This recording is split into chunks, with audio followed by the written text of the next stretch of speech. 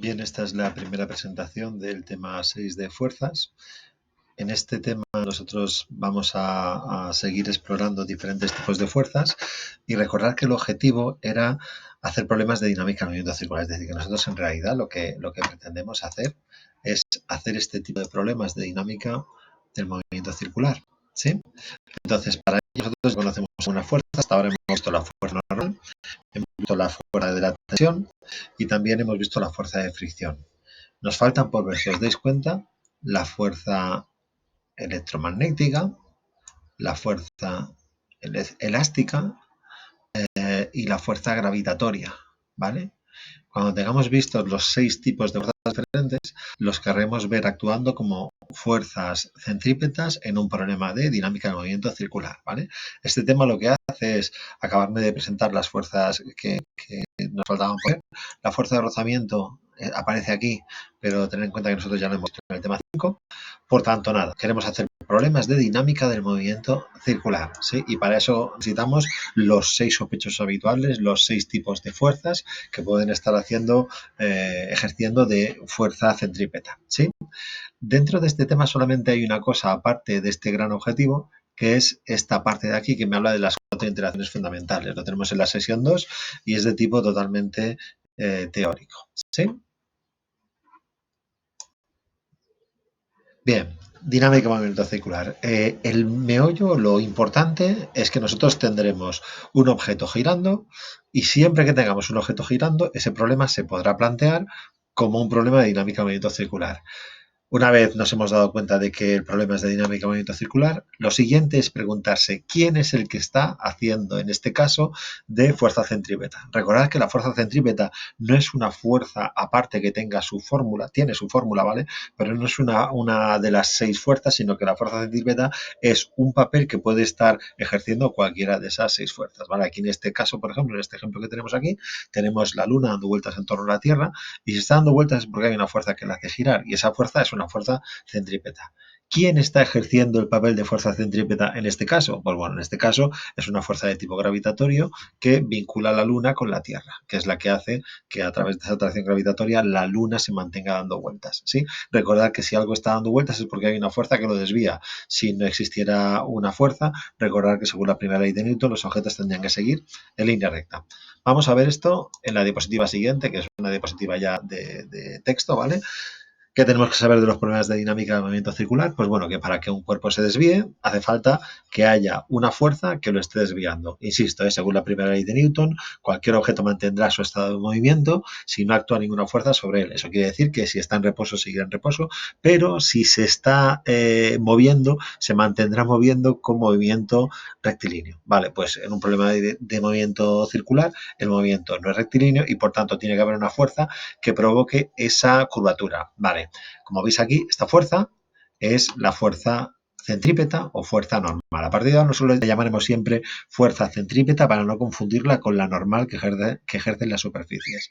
Vale, la fuerza centrípeta normal, como veis, tiene una fórmula, es la masa por la aceleración normal o aceleración centrípeta, y eso se puede expresar en términos lineales, masa por velocidad al cuadrado dividido entre el radio, o en términos angulares, masa por velocidad angular al cuadrado multiplicado por el radio. Recuerdo, insisto, importantísimo, no es un tipo diferente de fuerza, no es otra fuerza que nosotros tengamos que buscar, sino que es un papel, es un rol. Habrá diferentes fuerzas que según qué problemas están ejerciendo el papel de fuerza centrípeta. El problema siempre se plantea de la misma manera, diciendo la fuerza centrípeta en este caso es una fuerza de tipo lo que sea, gravitatorio, electrostático, elástico, una fricción, una normal, etcétera, ¿vale? Vamos a ver unos cuantos ejemplos. Vale, ¿qué tenemos aquí? Tenemos 4 objetos diferentes que están girando. En el primero de los casos veis un objeto que está girado atado a una cuerda. ¿Qué es lo que pasa? Pues que en este caso la fuerza que está haciendo de fuerza centrípeta es una fuerza de tensión. Daros cuenta de que el planteamiento del problema dice la tensión que yo estoy buscando es la fuerza centrípeta. En este caso tenemos un satélite que está girando en torno a la Tierra. La fuerza que lo hace girar es una fuerza gravitatoria. Pues como veis otra vez en el planteamiento, yo tengo la fuerza centrípeta igualada en este caso con la fuerza, bueno, con la ley de gravitación universal, la fuerza gravitatoria, ¿vale? La masa grande por la masa pequeña, partido entre la distancia al cuadrado y multiplicado por la constante de gravitación universal. Vale, otro caso, tenemos aquí un electrón girando en torno a un protón. El electrón está girando porque hay una fuerza centrípeta que hace girar. ¿A qué igualamos en este caso la fuerza centrípeta? Pues la fuerza centrípeta, en este caso, la está ejerciendo una fuerza de tipo electrostático. Y aquí tenemos un coche que está girando una curva. El coche está girando, luego hay una fuerza centrípeta que le hace girar. ¿Quién aporta la fuerza centrípeta que hace girar este coche? Pues como veis en este caso es la fricción. La fricción de las ruedas es la que estamos igualando con la fuerza centrípeta. Pero daros cuenta de que en los 4 casos, ¿qué es lo que hemos hecho? Localizar quién está ejerciendo de fuerza centrípeta y luego plantear el problema diciendo la tensión es la fuerza centrípeta, la fuerza gravitatoria es la fuerza centrípeta, la fuerza electrostática es la fuerza centrípeta o bien la fuerza de fricción es la fuerza centrípeta. Vale, veamos el primer ejemplo.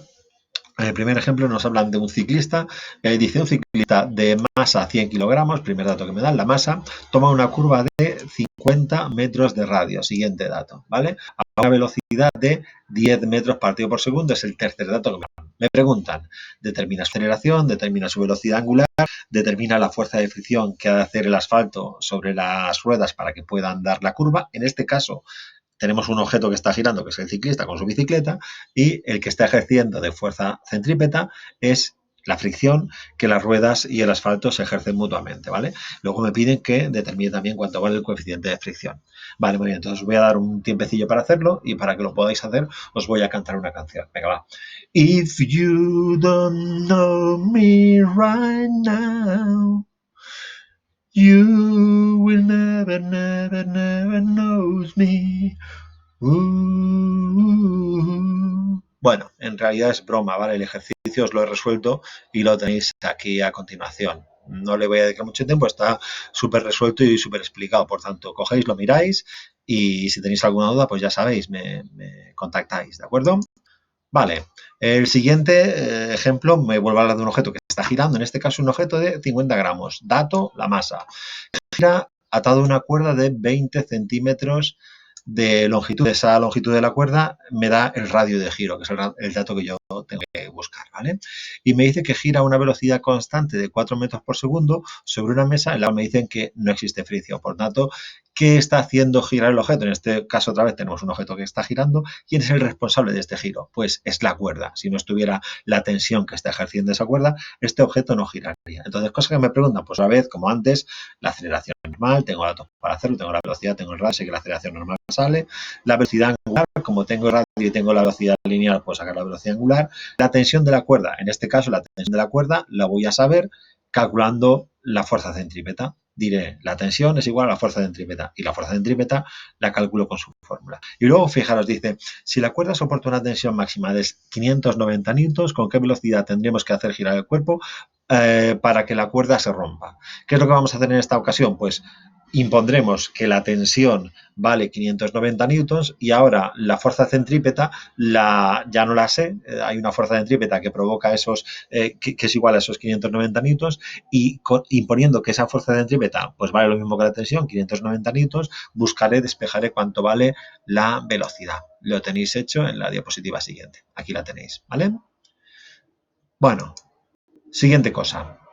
Componentes de las fuerzas, ¿vale? Bueno, aquí tenéis que tenemos un objeto que está girando, ¿vale? Entonces dice, la fuerza ejercida sobre el objeto se puede descomponer en dos componentes, una fuerza normal, que es perpendicular a la velocidad, y otra fuerza tangencial o paralela. ¿Esto qué quiere decir? Pues que habrá momentos en los cuales los objetos estén girando a velocidad constante, ¿vale? Pues si están girando, tiene que haber una fuerza centrípeta porque si no, no girarían. Pero puede ser que estén girando solamente a una velocidad constante. Por tanto, la única fuerza que actúa ahí es la fuerza centrípeta que los hace girar. ¿Qué es lo que pasa? ¿Que no pueden girar las cosas acelerando o frenando? Sí que pueden hacerlo. Entonces, aparte de tener una fuerza centrípeta, que es la que provoca el giro, en esos casos también tendremos una fuerza tangencial en la dirección de la velocidad, con el mismo sentido si acelera o con sentido contrario si frena, de tal forma que, como veis, podemos tener dos componentes. Una fuerza normal, una fuerza centrípeta, que es la que estamos analizando, es esta de aquí, ¿vale? Pero también nada nos impide tener una fuerza tangencial que provoque una variación en el módulo de la velocidad, ¿sí? Es decir, el objeto puede estar girando a velocidad constante, solo tiene fuerza centrípeta, o puede estar girando con una velocidad variable, acelerando o frenando. Entonces tiene fuerza centrípeta, que lo hace girar, y fuerza tangencial, que lo acelera o lo frena. Vale.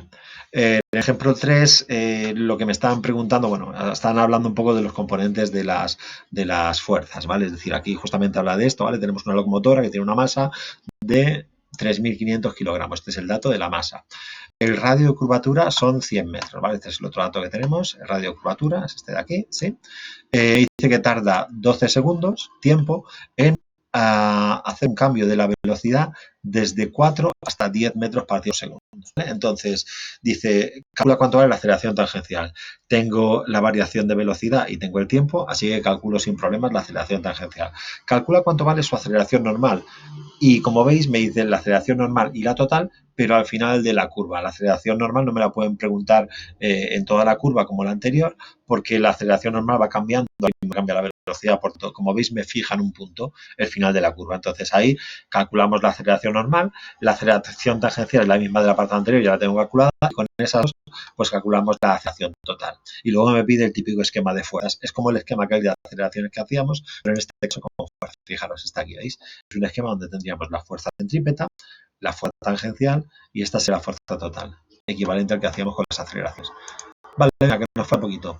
Deberes, tenemos un montón de deberes. Los deberes, cada uno de ellos, y los tenéis a continuación, cada uno de ellos tiene aquí el resultado, pero en cada uno de los casos encontraréis también la solución. Es decir, me vais a encontrar en diferentes vídeos posteriores conmigo grabado haciendo la resolución de estos ejercicios, de estos problemas. Venga, hasta luego.